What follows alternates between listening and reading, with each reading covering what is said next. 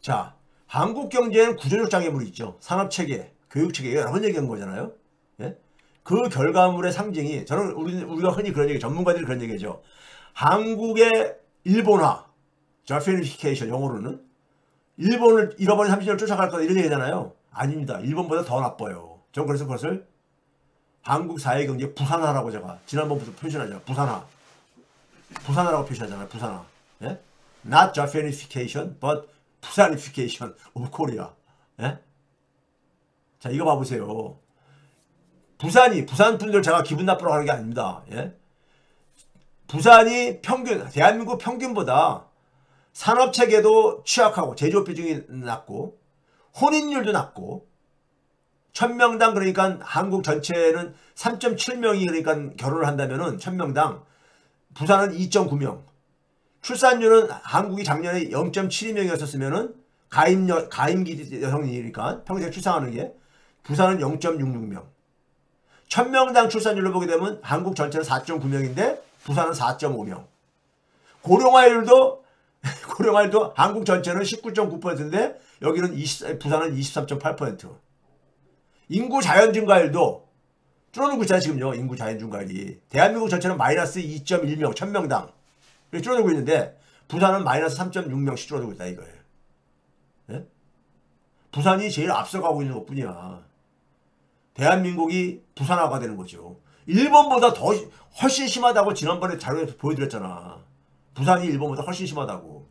일본 사람들 조금 있으면 그럴 거야. 야, 우리 보러 뭐 저기 일본화 된다고 너네들 그런 얘기 하는데 그게 아니라 우리가 한국화 될 것 같다. 이런 얘기 할 것 같아요. 조롱할 것 같아요. 지역별 1인당 GDP 규모입니다. 단위가 10,000원이에요. 1년 저거니까 1인당 소득이요. 1년 소득이 보면 부산이 꼴찌에서 두 번째입니다. 대구가 꼴찌고. 예?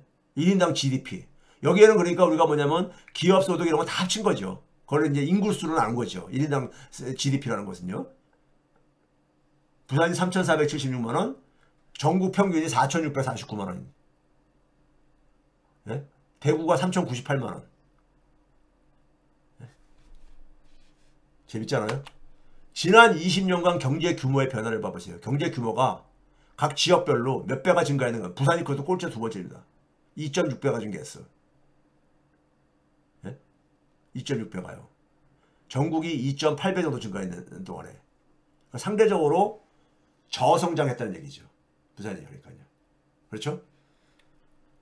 통계청 지역소득이 그러니까 이게 이렇게 되면서 당연히 정리한 겁니다. 지난 20년간 1인당 소득의 변화. 지난 20년간 1인당 소득의 변화입니다. 1년 동안에. 이것도 부산이 2,273만원으로 꼴찌 두 번째야. 대구가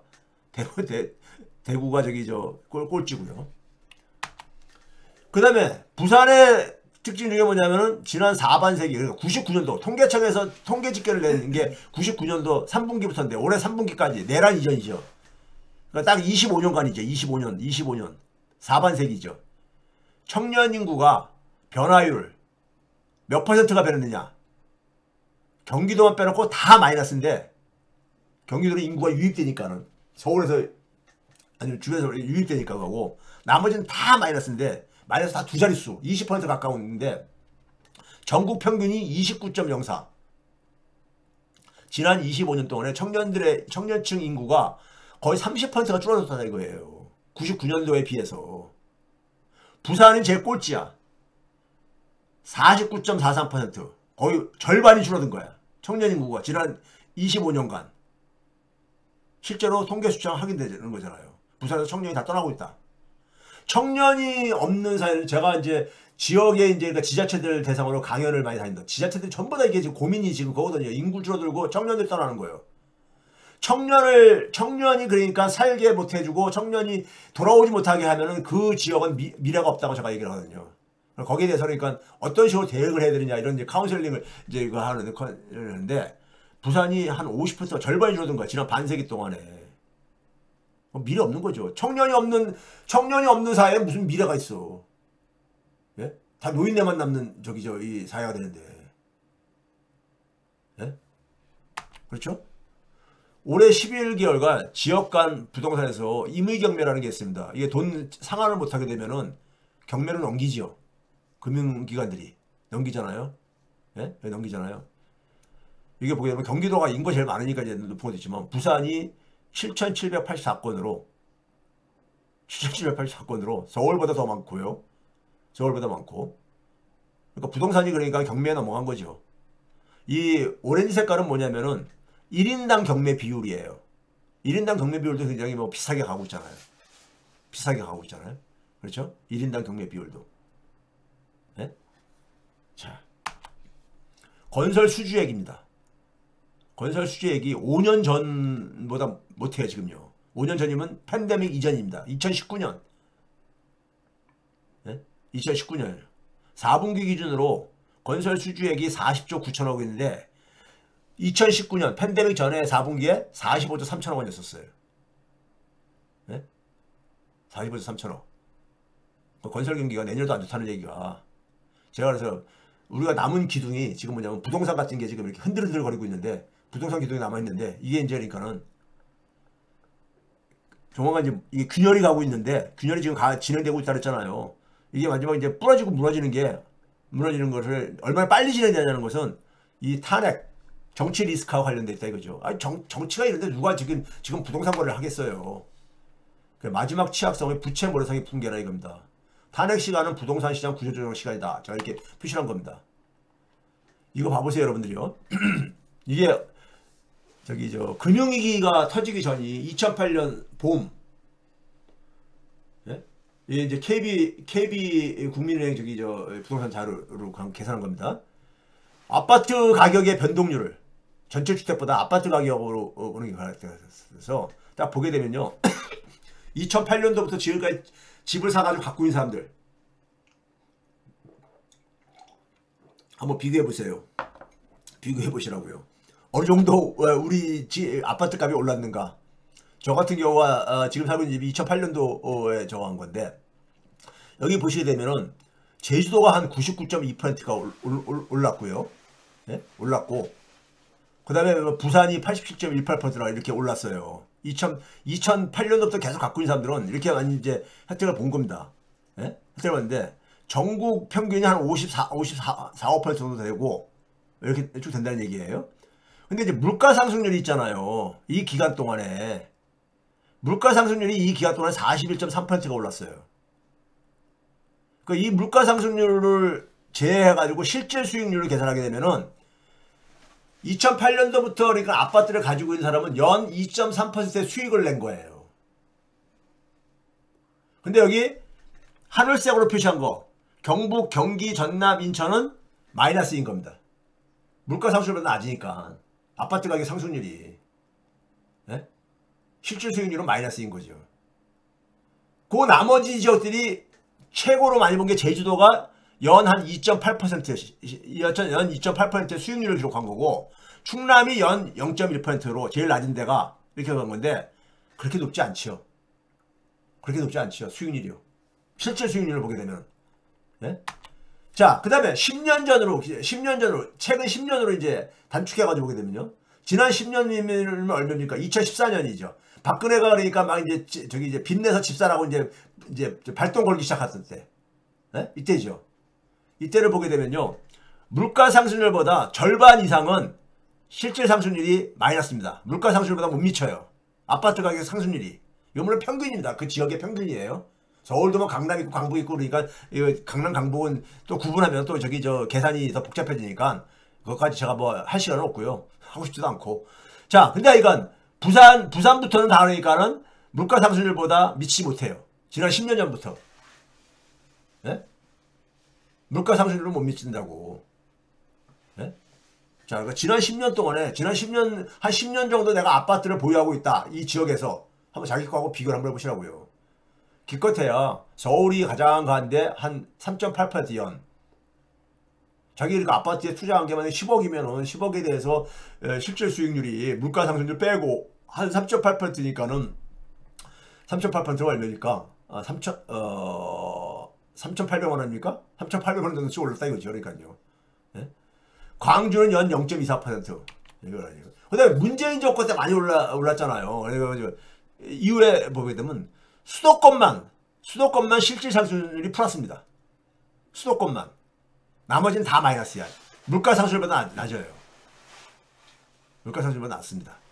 예? 그러니까 아파트 투자한 게 별로 그러니까 그 수익이 저기 아니었다는 얘기인 겁니다. 이 갈수록 이제 그게 주고 있다는 얘기인 겁니다. 그 다음에 3년 전 대비해가지고 3년 전이면 2021년 1월달 대비해가지고 딱 보게 되면요. 강원도도 그러니까 올랐는데 물가 상승률은 떨어졌죠. 지난 3년 동안에 물가 상승률이 9.1% 올랐습니다. 물가 상승률이요. 3년 동안이니까. 예? 근데 강원도는 그냥 명목가치로 2.2% 정도 오른 거예요. 그럼 나머지 다 마이너스예요. 3년 동안, 지난 3년 동안에는. 부산이 12.9%. 예? 그러니까 최근에 오면 올수록 아파트 투자에 대한 수익률이 떨어지고 있는 겁니다. 물론 동네마다 차이가 있죠. 이거 평균입니다. 지역의 평균이요. 지역의 평균이요. 그런데 문제는 뭐냐면은 지금 한계 상황으로 오고 있다는 겁니다. 아파트가 돈 벌어주던 시절은 이제 빠이빠이 하고 있다는 얘기입니다. 저물고 있다는 얘기인 겁니다. 저물고 있다는 얘기예요. 예를 들어서 10억을 가지고 그러니까 금융기관에다 운영을 해도 그 수요가 비교해야 될 거 아닙니까? 자, 그래서 우리가 지금 이제 뭐냐면은 새 집을 지어야 되는 거예요. 좋든 싫든 간에요. 낡은 집이 다 이제 지금 무너져가지고 무너지면 어떻게 됩니까? 들어가 살 공간이 없는데. 예? 이걸 깨시민들이 이해를 하시고 다음 민주당 정권이 들어서게 되면요. 여기 강력한 힘을 실어줘야 됩니다. 이 개혁을 할 수 있도록.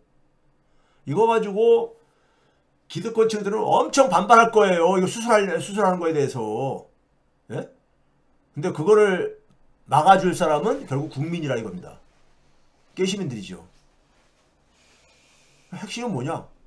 앞에서도 카네기 국제평화재단에서 얘기했듯이 대한민국의 양극화를 그러니까는 마주해야 할 용기가 있느냐.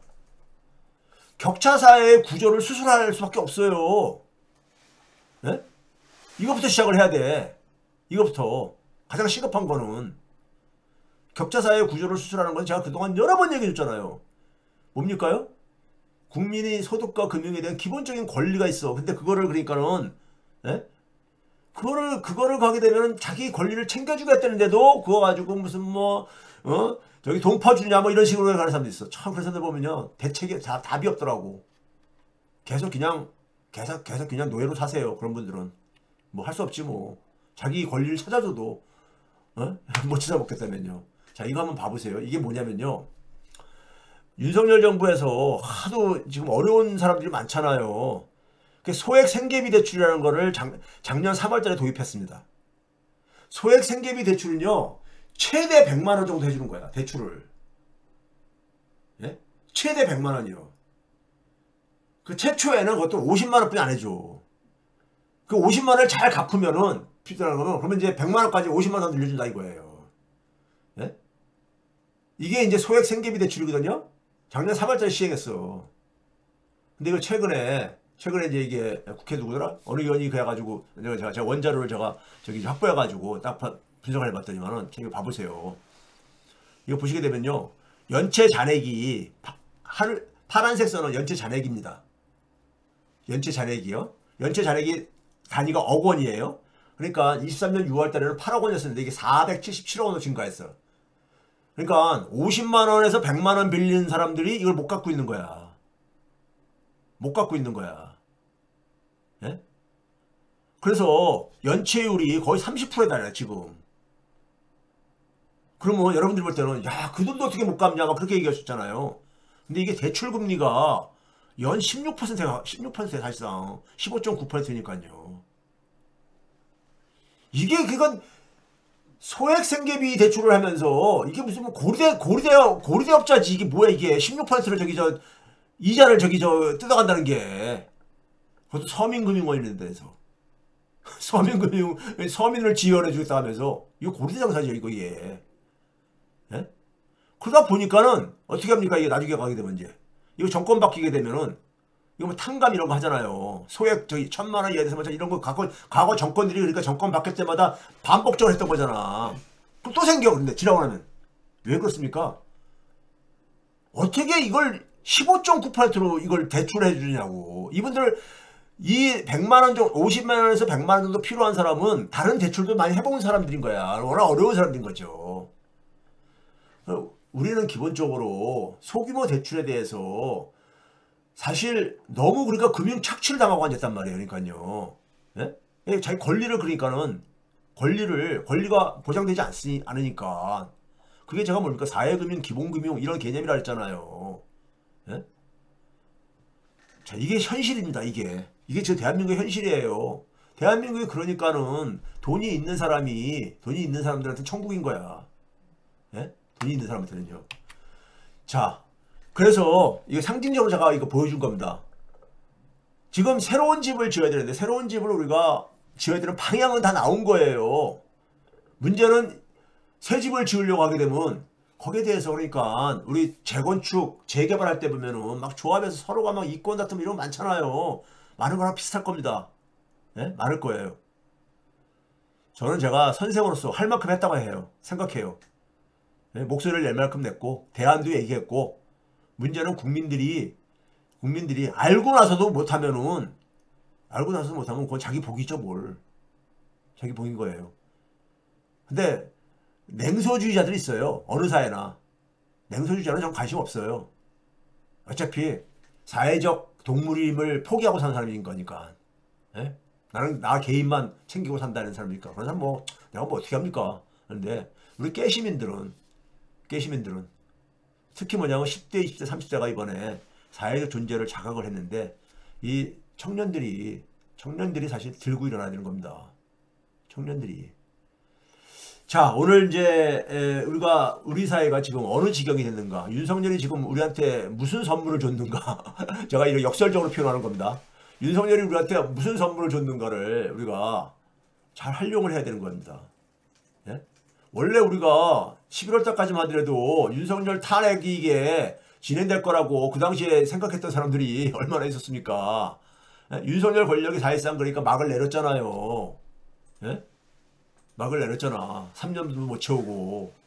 이거 얼마나 큰 선물입니까? 근데 이걸 빨리 이제 이 국힘당한 애들은 시간 끌기로 나갈 텐데 시간 끌기 하면 할수록 국가 공동체는 굉장히 피해를 줄 수밖에 없어요. 경제가 굉장히 부정적으로 작용하니까 금융뿐만 아니라 특히 부동산 시장에 이 구조조정을 더 빠르게 가속화시킬 것이고요. 예? 가속화시킬 것이고 자영업자들은 더 힘들 것이고 예? 힘들 것이고요. 대한민국 경제에 대해서 그러니까 사실 바깥에서는 참 불안불안하게 보면서 저희 관심도 안 갖잖아요, 이제요. 관심도 안 가져요. 뭐 자기네 나라 문제도 과하게 정신없는데 결국은 이건 뭡니까? 이번에 우리가 대한민국 전 세계가 대한민국 국민들한테 또 한 번 감명을 받은 겁니다.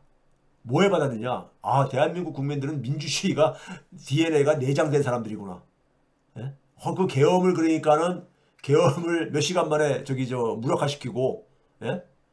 그걸 가지고 새로운 사회를 만들려고 지금들 더 추운 데에 나와가지고 하는 걸 보고서는, 예? 하는 거 보고서는요. 제가 감기 기운이 있어서 어저께는 못 나갔습니다. 못 나갔는데, 예?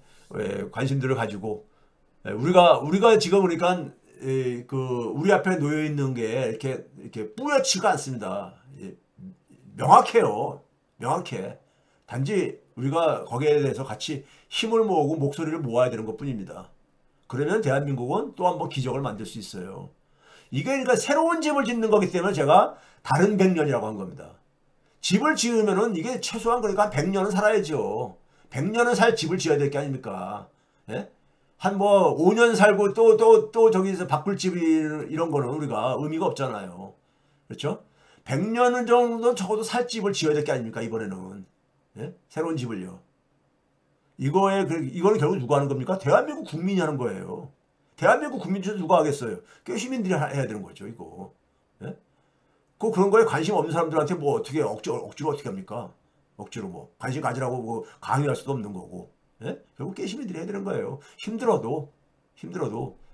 그게 우리 아이들한테 지금 우리 사회가 지금 윤석열 정권 봐보세요. 제가 게시판에도 글 올렸지만 처음에는 그 대통령 후보 때는 천공이 나서서 막 설쳐대다니만은 그 다음에는 뭐 나중에는 이제 명태균인가 누가 이제 저기 나와서 가다니만은 최근에는 그러니까 뭐 저기 저 노상원인가요? 저기 군발이 군인조차도 그러니까 정치 군인들조차도 역술인이야.